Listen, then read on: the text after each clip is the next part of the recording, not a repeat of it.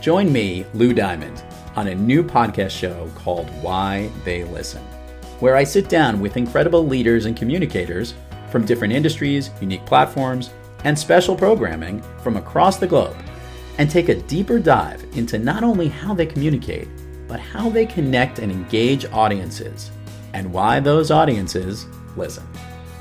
You can find a new episode of Why They Listen wherever you listen to your podcasts or at Aimcast, AIMECAST.com. Thrive Loud with Lou Diamond. Yeah, these go to 11.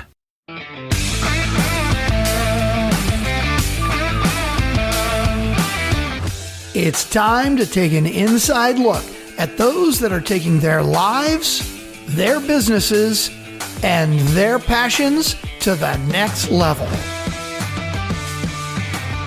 Get ready to thrive loud with Lou Diamond. Welcome, everyone, to another episode of Thrive Loud with Lou Diamond, connecting you to the most inspiring and amazing people that are thriving each and every day.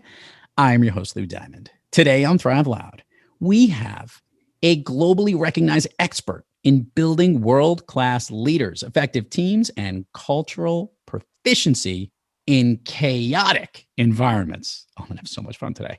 With over a decade of international aid and development experience working around the world, developing bold leaders, building highly effective teams, conducting medical trainings, and directly delivering medical care.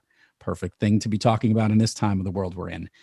She translates her experience from working in a chaotic environment into real results through effective and interactive keynotes, corporate training, executive coaching, helping organizations and individuals thrive in chaos. Listeners, here to thrive loud in chaos, Corinne Hancock. Corinne, how are you today? Awesome. Thanks, Lou. That's incredible. I love it. Okay, so you have I want to just rewind a little bit here from your career and how this became your gig. And then we're going to talk a lot about thriving in chaos because we're all in chaos each and every day. So how did this become your expertise? What was this line of training that led you into this field specifically?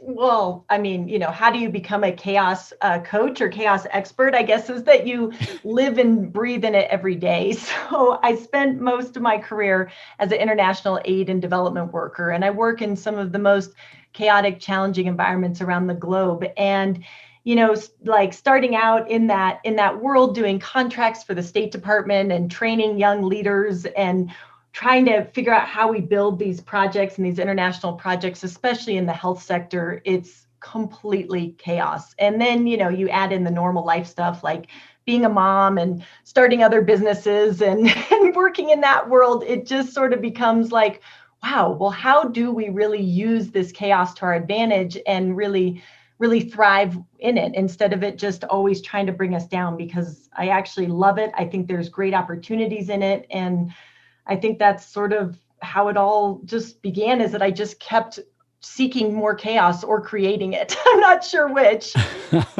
Okay, so let's talk about COVID in 2020 and how you specifically were working this year in this crazy environment. Like, what was the main drive of what you were doing and helping the people that you were helping this past year?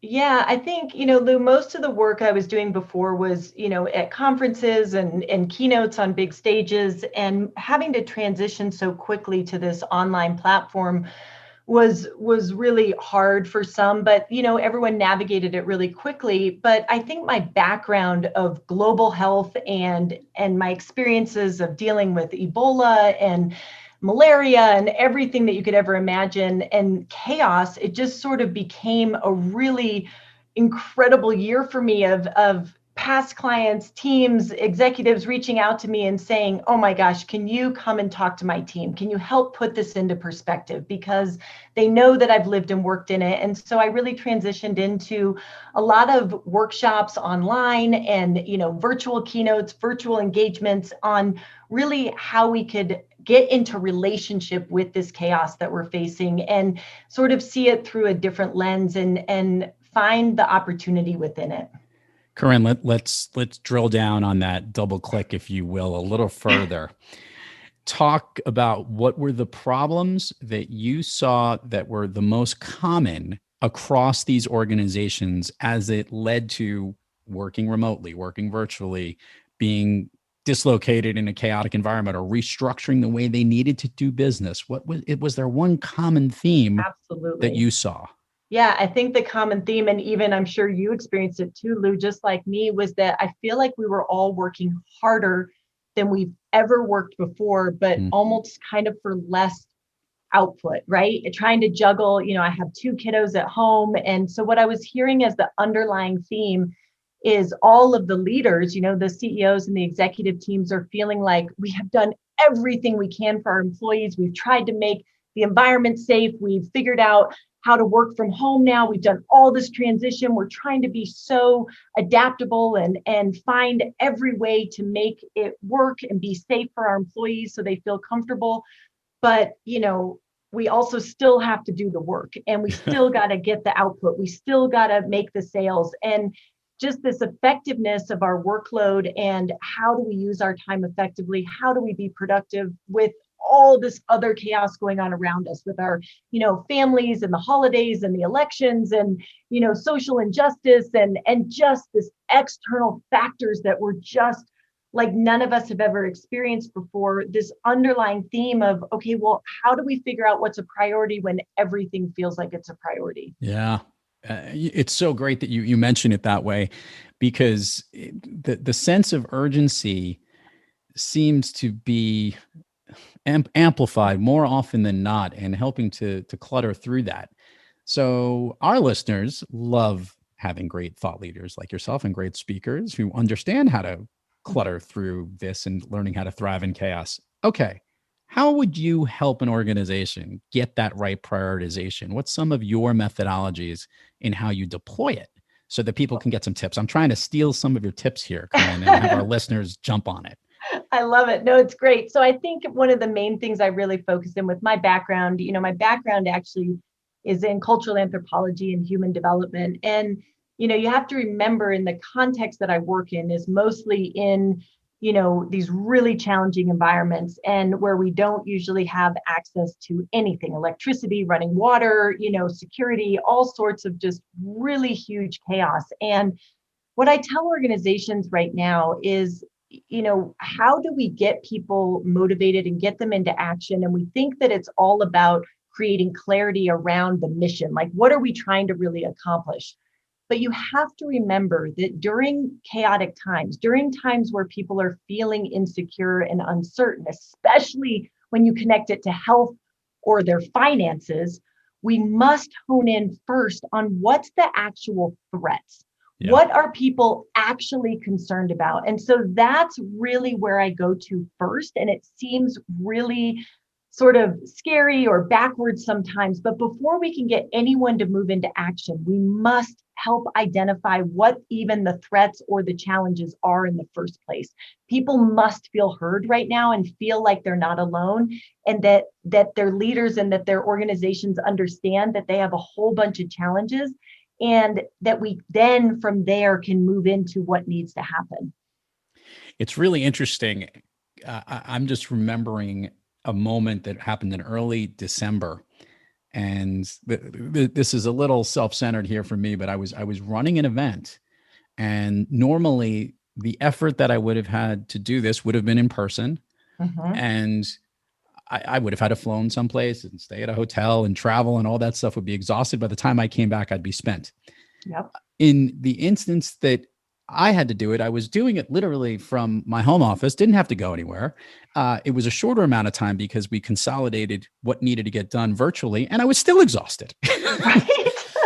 And I keep thinking to myself, I go, what did I do wrong here? I had all the things in my bevy of my quills, and I could attack all this stuff. And I think a lot of people feel like your point, that they feel like they're working harder than ever, but a lot of the physical components, what they're doing isn't that way.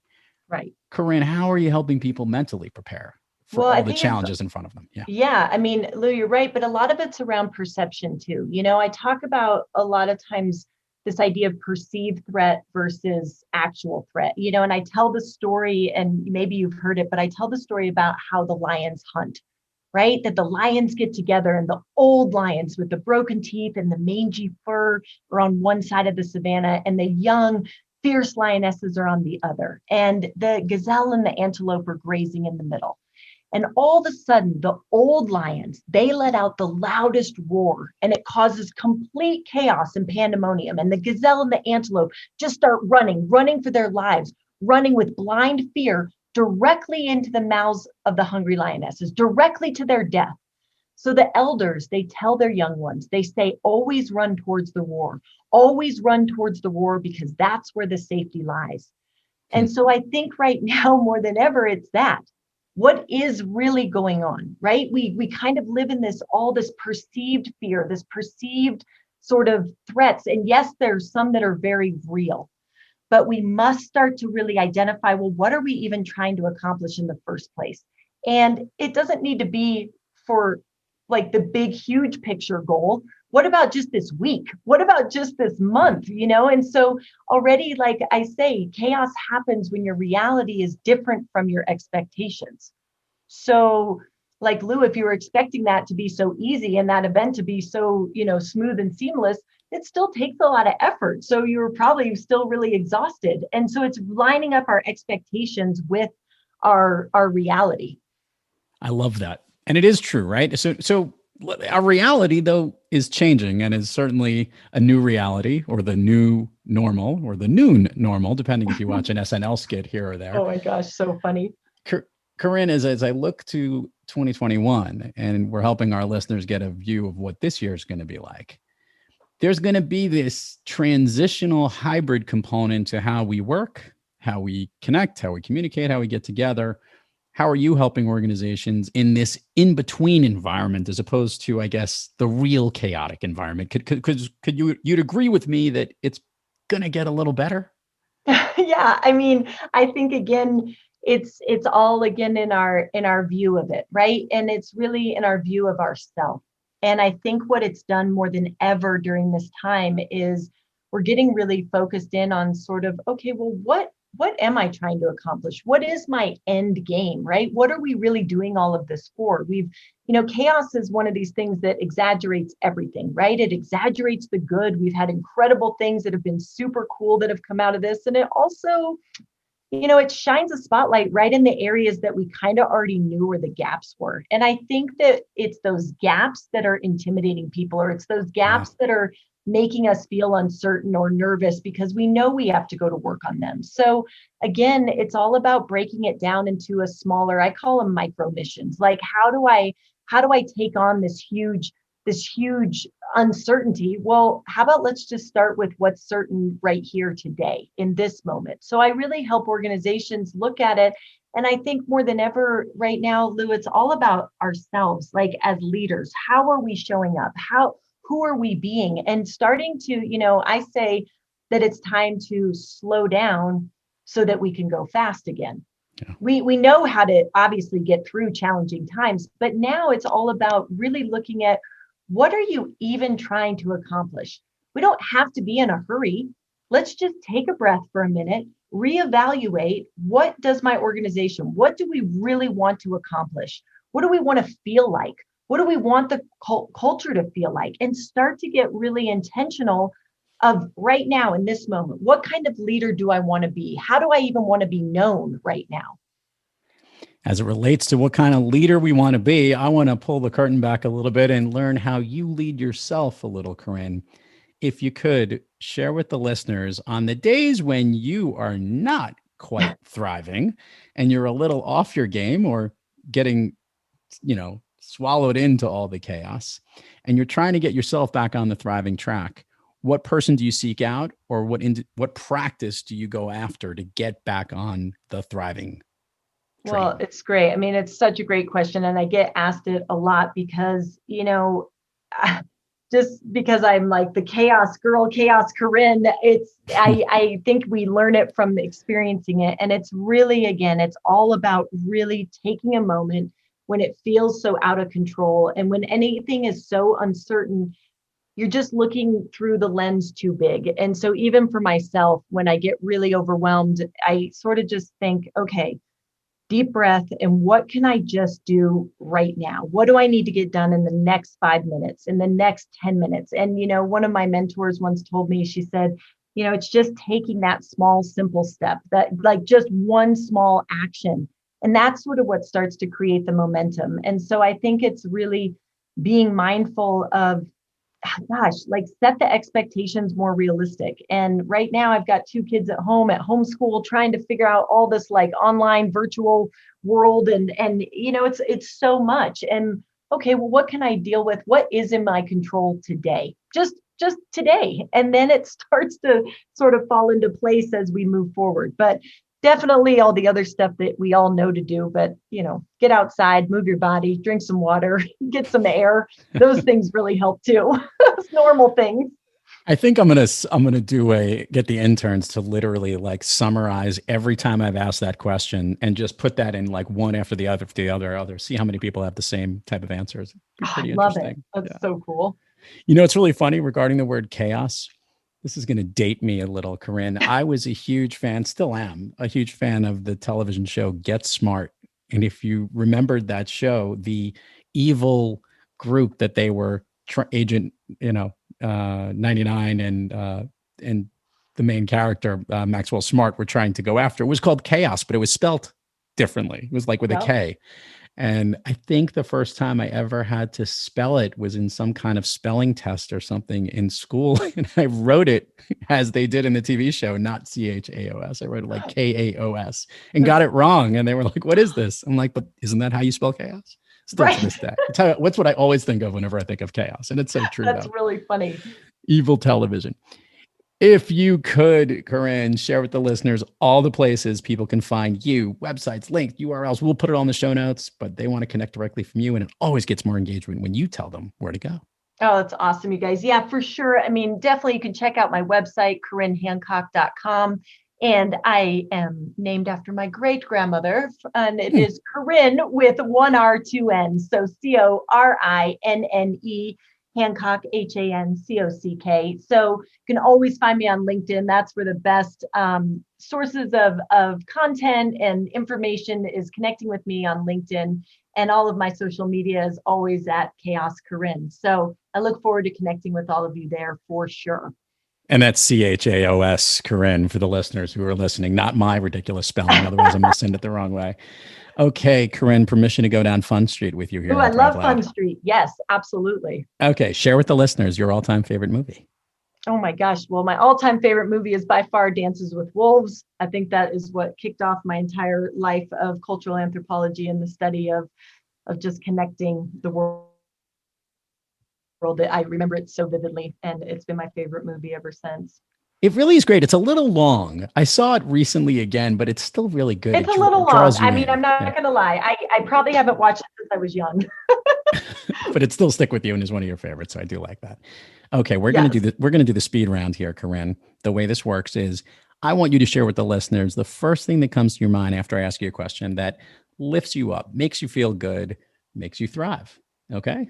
Should I be scared? No, you shouldn't be scared. I know a lot of people have this fear right at this moment. I guess because they're afraid they're going to say something embarrassing. No chance. Not you. Probably. You're dealing with chaos all the time. All right. I'll make it easy to start. A song that lifts you up or pumps you up. Oh my gosh. A song. Wow. I think, I don't know. I'm hearing this.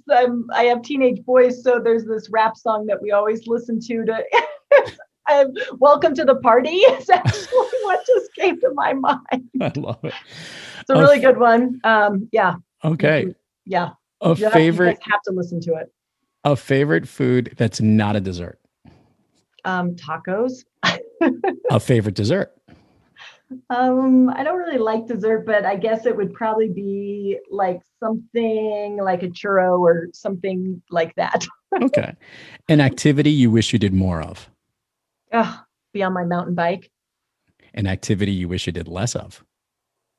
Probably yell at my kids.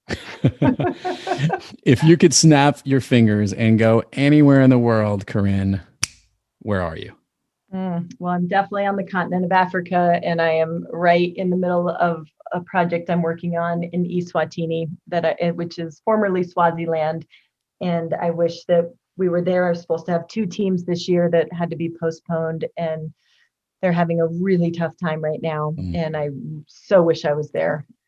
Corinne, before we leave here, I want you to share with the listeners what you've been accomplishing of late and what's been on your calendar, because you've been doing some pretty impressive certification, for lack of a better word. You want to share with the listeners what you've been working on of late? Oh, Lou, you know me, I'm a crazy girl and into chaos. So why not create more? Well, since I wasn't overseas this year and working on those, felt like I had done a keynote and a virtual presentation for the U.S. Department of Agricultural for the Forest Service of Reno. And during all of our pre-work, I just got so inspired. And, I'm a Colorado native, and we had a horrific fire season this year, and so did California and Reno. And hearing those stories of chaos and just wanting to figure out how I could help, I ended up doing all of the prerequisites and so much online school, and went actually to Colorado Fire School this past weekend and just finished my wildland firefighter training. So it was an unbelievable experience. But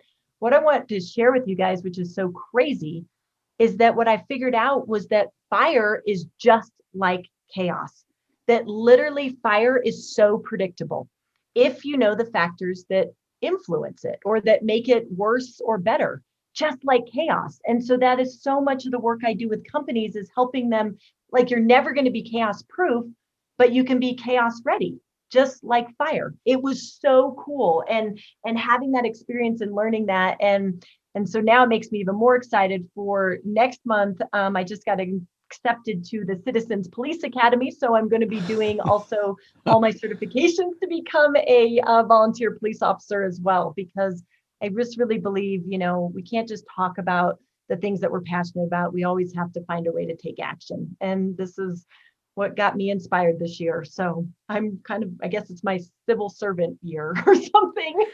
Well, I would say, Corinne, that you are on brand, if you could, for where there's chaos, there's Corinne, and you're there to stop the fires, the dangers, the police work. I eagerly look forward to hearing a keynote of yours embracing these stories and how they mirror up. If there's ever somebody that's literally gotten her act right and her hands dirty into making her content very relevant, it's you. It's oh my gosh, thanks. Yeah, I'm kind of feeling that way too right now. I'm wondering always, ever since I was young and the decisions I would make, wondering, my senior year in high school, everyone went, on the senior trip to Mexico. And I was like, that's not really me. And so I decided to go on Outward Bound, and do an alpine survival training course in the San Juan Mountains. So I guess this has been me since I was about 17 years old and then I remember being in that snow cave and thinking, why am I doing this? All my friends are in Mexico, getting to drink Coronas on the beach, underage. And I'm like building a snow cave and freezing. This is it's crazy. Chaos, Corinne Hancock. Truly a pleasure to have you on Thrive Loud. Continue to thrive in chaos and thrive loud in chaos. I think it was great to have you on, and continued success in everything you're doing. And thank you so much for being here today. Oh, Lou, you're incredible. Thank you so much. Thanks, everyone. And to all our listeners out there, thank you for joining us. And until next time, keep thriving onward and upward. And remember, be brief, be bright, be gone. You've been listening to Thrive Loud with your host, Lou Diamond. Check us out on the web at thriveloud.com and follow us on Instagram, LinkedIn, Twitter, and Facebook at Thrive Loud.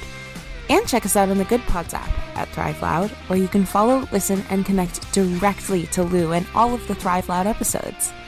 Thanks for listening.